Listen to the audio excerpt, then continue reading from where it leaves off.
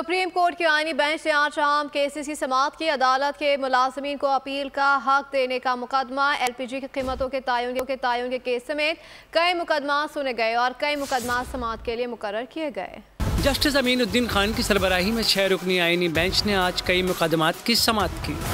अदालती मुलाजमीन के लिए अपील के हक के मुकदमे की समाअत पर जस्टिस जमाल मंदोखेल ने रिमार्क दिए कि रूल्स की तश्कील मुताल्लिका हाई कोर्ट से काम है। शिक 199 की जेली शिक 5 के मुताबिक दरख्वास्त दायर नहीं की जा सकती। अदालत ने फरीकैन को नोटिस जारी कर दिए। LPG की कीमतों के तयन के मामले की समाअत दिसंबर के दूसरे हफ्ते तक मुलतवी कर दी गई।